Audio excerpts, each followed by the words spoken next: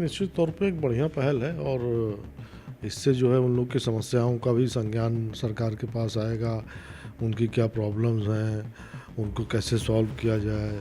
तो ये निश्चित तौर पे एक अच्छी पहल है। और पिछड़ा वर्ग आयोग को संवैधानिक अधिकार भाजपा ने दिया। इतने सालों तक कांग्रेस ने राज किया। आदरणीय मुलायम सिंह जी भी केंद्र में सत्ता में रहे, कई बार रक्षा मंत्री तक रहे, तो उन्होंने तो बनाने की सोची नहीं।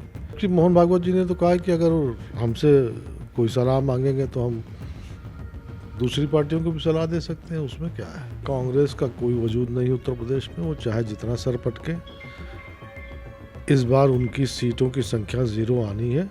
उत्तर प्रदेश सरकार के मंत्री मयंकेश्वर शरण सिंह जी हमारे साथ हैं, उनसे बातचीत करेंगे। सर, जेनजीज के प्रोटेस्ट के बाद कहीं ना कहीं अब युवाओं को लेकर के बातचीत हो रही है और इसी को लेकर के योगी सरकार ने एक पहल की है और उसके बाद इंडिपेंडेंट राज्य में युवा गठन की बात की है आयोग की। इस पर क्या कहेंगे? नहीं, निश्चित तौर पे एक बढ़िया पहल है और इससे जो है उन लोग की समस्याओं का भी संज्ञान सरकार के पास आएगा, उनकी क्या प्रॉब्लम्स हैं, उनको कैसे सॉल्व किया जाए। तो ये निश्चित तौर पे एक अच्छी पहल है और इसका दूरगामी परिणाम आएंगे।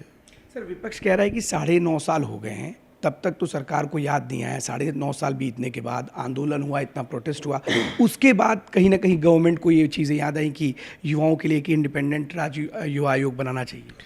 अब उसके लिए तो देखिए हर चीज़ का समय होता है। अब पिछड़ा वर्ग आयोग को संवैधानिक अधिकार भाजपा ने दिया।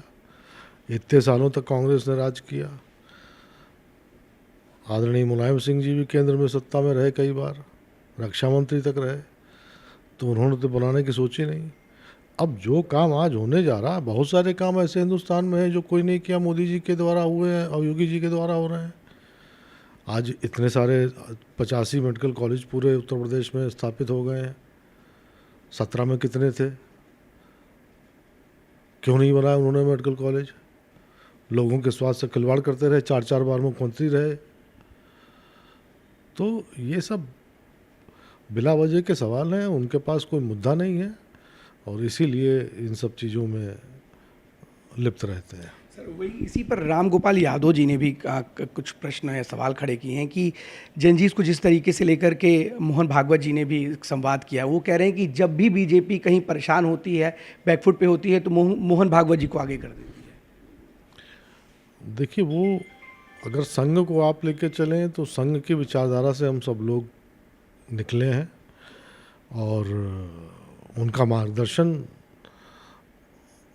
मिलता रहता है और जैसा वो मार्गदर्शन करते हैं उसके ऊपर हम लोग चलते हैं। इसमें क्या उनको क्या परेशानी हो रही है। जबकि मोहन भागवत जी ने तो कहा कि अगर हमसे कोई सलाह मांगेंगे तो हम दूसरी पार्टियों को भी सलाह दे सकते हैं, उसमें क्या है, लेकिन मांगते ही नहीं कोई। सर, एक आखिरी सवाल है सर, कल प्रयागराज में राहुल गांधी जी का एक बड़ा कहीं ना कहीं का आयोजन है जिसमें वो छात्रों की गूंज के नाम से आयोजन कर रहे हैं। तो क्या आपको लगता है कि जो छात्रों की गूंज नाम से जो ये आयोजन कर रहे हैं उस पर कहीं ना कहीं जो कांग्रेस है वो बीजेपी को घेरती हुई नजर आ रही, क्योंकि उसकी जो ग्राउंड की थी उसको अनुमति पहले लेकर के मना कर दी, जिसके बाद कहीं ना कहीं कांग्रेस ने सवाल खड़े किए थे कि बीजेपी की वजह से इसको अनुमति नहीं मिली थी। अब अनुमति देखिए, कांग्रेस का कोई वजूद नहीं उत्तर प्रदेश में, वो चाहे जितना सर पटके, इस बार उनकी सीटों की संख्या 0 आनी है और 0 ही रहेगी।